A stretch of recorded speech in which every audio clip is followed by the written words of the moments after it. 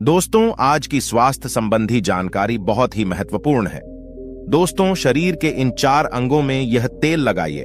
आपका शरीर स्वतः अपने सारे बीमारियों को नष्ट कर देगा, यानी कि वो खुद ठीक कर लेगा। तो वो 4 अंग कौन कौन से हैं और हमें कौन से तेल लगाने हैं, आज हम इसी विषय में चर्चा करने वाले हैं। इसलिए दोस्तों, वीडियो पूरा देखिएगा और इससे पहले आप वीडियो में खो जाए। हमें सपोर्ट करने के लिए वीडियो को लाइक और चैनल को सब्सक्राइब जरूर कर लें। आज के उपदेश को सुनकर आप अपने जीवन को सफल जीवन बना सकते हैं। और दोस्तों, इस जानकारी से पहले चलिए सुनते हैं भगवान महात्मा बुद्ध का एक उपदेश। एक दिन एक राजा भगवान बुद्ध के पास आया। बुद्ध के आश्रम में बहुत भीड़ थी। राजा ने भगवान बुद्ध से अनुरोध किया कि वह एकांत में कुछ बुद्ध से कहना चाहते हैं। तथागत बुद्ध बोले, सर्वत्र एकांत है, यही बोलो। फिर राजा ने कहा कि मैं तथागत संन्यास लेना चाहता हूं। बुद्ध गंभीर हो गए। वे बोले कि तुम्हें संन्यास्त होने के लिए दीक्षा के पहले मेरी एक शर्त का पालन करना होगा। राजा ने स्पष्ट किया कि जब दीक्षा लेनी ही है और संन्यास्त होना ही है तो मुझे आपका सभी शर्तें मंजूर हैं। और फिर तथागत बुद्ध ने आदेश दिया और कहा, अपने कपड़े उतारो, अपने जूते उतारो और नग्न हो जाओ। और इसी नग्न अवस्था में अपने राज के राज्य मार्गों पर स्वयं को जूते मारते हुए चक्कर लगाकर आओ। राजा असमंजस में पड़ गया। तथागत बुद्ध ये क्या कह रहे हैं? मैं एक राजा हूं, इस तरह से मैं नग्न होऊंगा और नग्न होकर अपनी ही सड़कों पर कैसे खुद को जूते मारते हुए चक्कर लगाऊं? लेकिन फिर भी राजा को संन्यास्त होना था, तो उन्होंने भगवान बुद्ध की शर्तें मान ली और वे वैसा ही करने के लिए निकल पड़ा। राजा ने वैसा ही किया। वह नग्न होकर स्वयं को जूते मारते हुए राज्य की सड़कों पर दौड़ने लगा। और यहाँ उसके चले जाने पर शिष्य ने बुद्ध से कहा कि भंते, जब हम आपसे दीक्षा लेने आए थे तब आपने तो ऐसी कठोर शर्त नहीं लगाई थी। आप तो स्वयं करुणा अवतार हैं, फिर आपने राजा के साथ ऐसा कठोर व्यवहार क्यों किया? तब भगवान बुद्ध बोले, जब तुम लोग संन्यास लेने आए थे तब तुम्हारे अहंकार बहुत बड़े नहीं थे, इसीलिए तुम लोगों से घर घर भिक्षाटन करवा के ही काम बन गया। यह तो एक बड़े राजा है, इसका अहंकार भी बहुत बड़ा है, इसलिए जितना बड़ा रोग उतनी बड़ी दवाई, इसलिए महारोग की दवाई भी अधिक शक्तिशाली होती है। किसी कारणवश मैंने इनका परीक्षा भी इतना कठिन किया है। राजा जब इस दशा में अपनी ही प्रजा के सामने से गुजरेगा तो उसका अहंकार चूर चूर हो चुका होगा। राजा ने शाम तक शर्त पूरी कर ली और बुद्ध के चरणों में आकर गिर गया और फिर बोला, तथागत, अब तो मुझे आप दीक्षा देकर मुझे संन्यास्त करें। भगवान बुद्ध ने राजा के सिर पर मुकुट रखा और कहा कि अब तुम्हें संन्यास लेने की जरूरत ही नहीं है। जाओ और कर्ता भाव छोड़कर साक्षी भाव से राज करो। अब तो तुम राजस्व हो चुके हो, अब तुम राजस्व हो। देखिए दोस्तों, किस तरह से भगवान बुद्ध ने एक राजा को उपदेश दिया और राजा का जीवन धन्य हो गया। दोस्तों, ये छोटे से उपदेश से आपको क्या ज्ञान प्राप्त हुआ, कमेंट में हमें जरूर बताइएगा। चलिए अब जानते हैं स्वास्थ्य से संबंधित बहुत ही महत्वपूर्ण जानकारी। क्या आप जानते हैं कि ये हमारा शरीर किससे बना है? ये सबसे पहले जानना बहुत जरूरी है। और हमारे शरीर में कौन से 3 दोष पाए जाते हैं?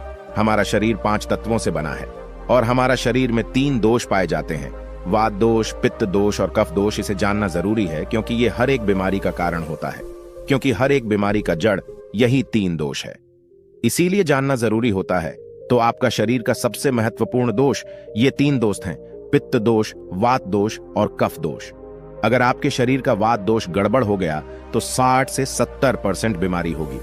अगर आपके शरीर का पित्त दोष गड़बड़ हो गया तो आपके शरीर में 15 से 20% बीमारियां होती हैं। और यदि आपके शरीर का कफ दोष गड़बड़ हो गया तो 5 से 10% बीमारी होती है। अब इस तीनों प्रवृत्ति हमारे शरीर में कब से कब तक रहती है? जब हम जन्म से बाल्य अवस्था में रहते हैं, यानी जब हमारा जन्म होता है और 14 साल की उम्र तक हमारे शरीर में कफ प्रवृत्ति ज्यादा होती है। इस समय कफ ज्यादा बनता है। यह प्रकृति की देन है। कफ इसलिए बनता है क्योंकि हमारा शरीर ग्रो करता है। कफ बनना जरूरी है क्योंकि ये कफ हमारे शरीर के बहुत ही महत्वपूर्ण अंग है। बस हमें ये ध्यान देना है, हम अपने बच्चों को ऐसी कोई चीज नहीं देना है जिससे उनका कफ और बढ़ जाए, क्योंकि बच्चे उस समय कुछ नहीं जानते। पेरेंट्स को जागरूक होना होगा। बस हमें अपने बच्चे को कुछ भी ऐसे चीज नहीं देना है जिससे उसका कफ और बढ़ जाए। कफ बनाने वाली चीजें हमें उन्हें नहीं खिलाना है, नहीं तो क्या होगा? कफ से संबंधित जो 5 से 10% बीमारी है, जैसे टीवी, दमा, अस्थमा, इस्नोफिलिया, ये सारी बीमारियां इसकी वजह से होती है। ये हर पेरेंट्स को ध्यान देना होगा। उसके बाद हम आते हैं बाल्य अवस्था से युवा अवस्था में। युवा अवस्था की आयु कितनी होती है? जब हम 15 साल से 60 साल के बीच में होते हैं। इस समय हमारा शरीर युवा अवस्था में होता है। इस समय हमारे शरीर में पित्त प्रवृत्ति सबसे ज्यादा होता है, सबसे ज्यादा पित्त बनता है। इसलिए हमें यह ध्यान देना होगा कि हम ऐसी कोई भी चीज ना खाएं जिससे हमारा पित्त दोष बढ़ जाए। अगर हमारे शरीर में पित्त दोष बढ़ जाएगा तो हमारे शरीर में 15 से 20% बीमारियां होती हैं। इसके बाद हमारा आता है वृद्धा अवस्था। 60 साल की उम्र हमारा वृद्धावस्था होता है। इस समय हमारे शरीर में वात दोष बढ़ता है और वात दोष से संबंधित 60 से 70% बीमारियां हमारे शरीर में होती हैं। तो आपको ऐसी कोई चीज नहीं खाना है जिससे वात दोष बढ़े। तो दोस्तों, ये आप समझ गए कि आपके शरीर में 3 दोष का क्या रोल है। इसलिए इन 3 दोषों से संबंधित जो भी जानकारी जहां से भी उपलब्ध हो, एकत्र करें और उसे अपने जीवन में लागू करें, कारण को दूर करें और हमेशा इस बात का ध्यान रखें कि इन 3 दोषों में क्या खाना चाहिए और क्या नहीं खाना चाहिए। इस दोषों को बढ़ाने वाली चीजें कभी ना खाएं। अब आप इन तीनों दोषों के बारे में जान गए हैं, तो अब जान लें कि आपका शरीर 5 तत्वों से कैसे बना है। आपका शरीर 5 तत्वों से बना है और इन 5 तत्वों में प्रोटीन्स, विटामिन्स, सारे तत्व आते हैं। अब इस 5 तत्वों में और 3 दोषों में जो भी कमी आती है, तभी आपका शरीर बीमार होता है, अन्यथा आपका शरीर बीमार नहीं होता। अब आप समझ गए आपका शरीर बीमार होने का क्या कारण है। जैसे कुछ लोग रोते हैं, भगवान ने हमें ये कष्ट दे दिया, भगवान ने हमें ये बीमारी दे दिया, हमें गैस्ट्रिक अल्सर हो गया, हमें थायराइड, ब्लड प्रेशर, शुगर हो गया। क्यों हो गया? भगवान ने नहीं दिया, आपने खुद पाला है। जब प्रकृति आपको खाना खाने के नियमों का पालन करने के लिए कहती है, पानी पीने के नियमों का पालन करिए, इस प्रकृति का नियम पालन करिए, तो आप क्यों नहीं कर रहे हैं? जबकि हमारा शरीर उसी तत्वों से बना है, प्राकृतिक तत्वों से ही तो बना है। हमारा शरीर भी पानी से ही तो बना है, खाने से ही तो बना है, पोषक तत्वों से ही तो बना है। ये सारे नियमों का आपको पालन करना होगा। अब जब ये हमारा पित्त दोष कह रहा है कि ये चीज नहीं खाई, ये पित्त और बढ़ेगा, तो आप उसे क्यों खाते हैं? पिज्जा, बर्गर आप क्यों खाते हैं? चाय आप क्यों पीते हैं? चीनी आप क्यों खाते हैं? मैदा आप क्यों खाते हैं? जब आप ये सारी चीजें खा रहे हैं तो आपके पेट में एसिडिटी बनेगा, आपका पाचन तंत्र बीमार पड़ेगा। तो जब आपका पाचन तंत्र बीमार होगा तो अनेक बीमारियां आपको आएगी। ये तो आप खुद कर रहे हो ना, ब्रह्मांड नहीं दे रहा है, भगवान नहीं कर रहा है, हम आप इसे खुद जाने अनजाने में कर रहे हैं। हम अपने मन को, अपनी जीभ को कंट्रोल नहीं कर पा रहे हैं। तो दोस्तों, ये सारी चीजें आप छोड़ दीजिए। अब बात करते हैं कि हमें अपने शरीर पर कौन सा तेल लगाना चाहिए, कहां पे लगाना चाहिए। इस बारे में जानते हैं। आप समझ गए आपके शरीर का निर्माण कैसे होता है। इसे सुरक्षित रखना आपके हाथ में है, इसकी सुरक्षा आप खुद कीजिए। शरीर की 4 महत्वपूर्ण अंग है जिससे आपकी शरीर की सारी नसें जुड़ी हुई है। पहला है नाभि, दूसरा है पैर का तलवा, तीसरा है आपकी नाक और चौथा है आपका सर। ये 4 सबसे महत्वपूर्ण अंग है और इन चारों जगह पर आपको तेल लगाना है। बस यह ध्यान देना है कि आपको कब लगाना है और कैसे लगाना है। तो सबसे पहले चलते हैं आपके पैरों के तलवे। जो व्यक्ति रोज सुबह जागकर मॉर्निंग वॉक करता है नंगे पैर जमीन पर या फिर हरी घास पर, तो दोस्तों उसकी आंखों की रोशनी कभी कम नहीं होती। तो इसीलिए आपको पैरों के तलवे में शुद्ध तोरी का तेल लगाना है। इसके अलावा आप शुद्ध सरसों का तेल भी लगा सकते हैं। जब आप रात में सोने जाए तो उसके पहले गुनगुने पानी से अपना पैर धो लीजिए। पैर धोने के बाद बढ़िया से उसे साफ कर लीजिए। सूख जाए जब आप बिस्तर पर लेट जाए और अपने हाथ से मालिश कर लीजिए। रात में सोते समय यही शुद्ध सरसों का तेल, और जैसे ही आप अपने 5 मिनट दोनों हाथों से मालिश करेंगे, तेल से गर्माहट आएगी, तुरंत ही आपको नींद आना शुरू हो जाएगा। अगर आप नींद का टैबलेट लेते हैं, अगर आप डिप्रेशन में हैं, नींद नहीं आ रहा है, तो ये दूसरे दिन से ही बंद हो जाएगा। आपको नींद की टैबलेट की जरूरत ही नहीं पड़ेगी। आपका पागलपन दूर हो जाएगा। याददाश्त बहुत तेज होती है, दिमाग से संबंधित सारे समस्याएं खत्म, और एक ही बार में आप 10 बजे सो रहे हैं। 4 बजे से पहले आपकी नींद ही नहीं खुलेगी। इतनी बढ़िया नींद आती है। तो पैर के तलवे में तेल लगाने से आपके पाचन तंत्र मजबूत होता है, याददाश्त तेज होती है, भूख लगती है, शरीर में शक्ति मिलती है, ऊर्जा मिलती है, यानी कि शरीर की सारी पोषक तत्वों को आपूर्ति कर देता है। दूसरा स्थान है नाभि, जो कि आपके शरीर का सबसे महत्वपूर्ण अंग है। नाभि के पीछे एक पेकोटी ग्रंथि पाई जाती है और इसी पेकोटी ग्रंथि से शरीर की सारी नसें जुड़ी हुई होती है, और ये शरीर की सबसे शक्तिशाली ग्रंथि होती है। इसलिए नाभि में तेल लगाना चाहिए। आप देखते होंगे जब आपके घर में छोटा बच्चा होता है तो माताएं उस बच्चे की तेल से मालिश करती थीं, लेकिन अब तो बच्चों को तेल लगाना ही बंद कर दिया। पहले माताएं 8 से 10 बार दिन में बच्चे की तेल से मालिश करती थी। वे कहती थी कि हम जितनी बार तेल की मालिश करेंगे उनकी हड्डियां उतनी ही मजबूत होगी। और वो घर पर बना हुआ शुद्ध सरसों का तेल होता था। और वो शुद्ध सरसों घर का तेल और किसका बनाती थे?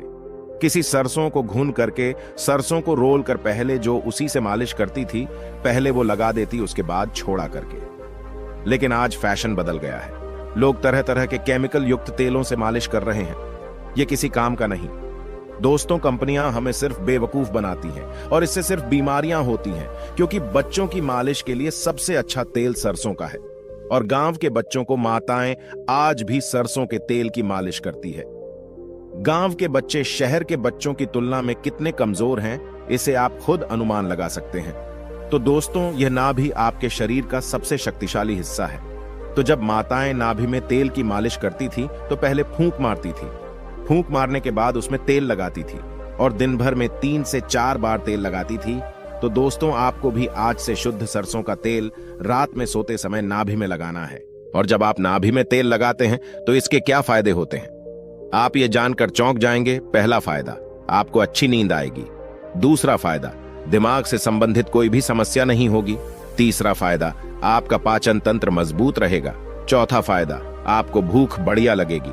पांचवा फायदा, आपके शरीर का सारा दर्द दूर हो जाएगा। छठा फायदा, आपकी आंखों की रोशनी बढ़ जाएगी, यानी कि शरीर के हर एक अंग के लिए फायदेमंद है। पैर का तलवा हो गया, नाभि हो गई। अब हम एक कदम आगे चलते हैं, वो है नाक, कान और आंख। तो दोस्तों, आपको नाक में क्या करना है? अगर आपको गाय का शुद्ध देसी घी मिल जाए तो घी की एक बूंद दाईं नाक में और एक बूंद बाईं नाक में, दोनों नाक में एक एक बूंद डालनी है।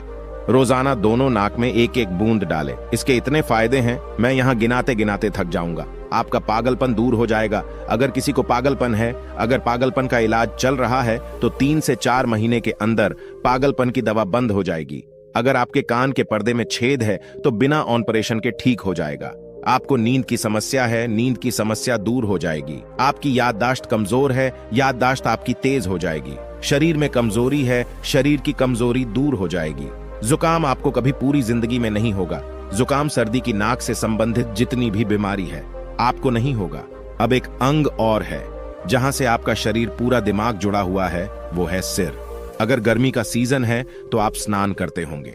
जब स्नान करके निकले, स्नान करने के बाद जब आपके बालों का पानी सूख जाए तो आपको अपने सिर में शुद्ध सरसों का तेल लगाना है। जैसे ही आप अपने सिर में सरसों का तेल लगाकर सिर की मालिश करेंगे तो आपको 10 मिनट बाद नींद आना शुरू हो जाएगा। सिर में सोते समय तेल लगाने से कई सारे फायदे हैं, जैसे आपका जो बाल पक रहा होगा वो भी रुक जाएगा। आपको नींद बढ़िया आएगी, दिमाग की याददाश्त पावरफुल होगी, शरीर की शक्ति बढ़ेगी, शरीर की कमजोरी दूर हो जाएगी। यानी कि शरीर की सारी शक्तियां आपको मिलेंगी सिर में तेल लगाने से। तो दोस्तों, आप शुद्ध सरसों तेल को अपने शरीर के इन 4 अंगों पर लगाएं और देसी घी को अपने नाक में डालिए। ये प्रक्रिया आप अपना लीजिए, आपका शरीर स्वस्थ और तंदुरुस्त हो जाएगा। जैसे हमने कहा कि ये हमारा शरीर है, हमारा शरीर हमारे ऊपर डिपेंड है। हम इसे किस तरह से रखते हैं? मान लीजिए एक कपड़ा है, आप उसे कितनी सेफ्टी से रखते हैं। खासतौर पर सफेद कपड़ा हो गया, आप उसे पहनते हैं, पहन के बाहर जाते हैं तो आप उसे बहुत बचा बचा कर रखते हैं कि कहीं गंदे स्थान पर टच ना हो जाए। सफेद कपड़ा है, इसमें दाग लग जाएगा।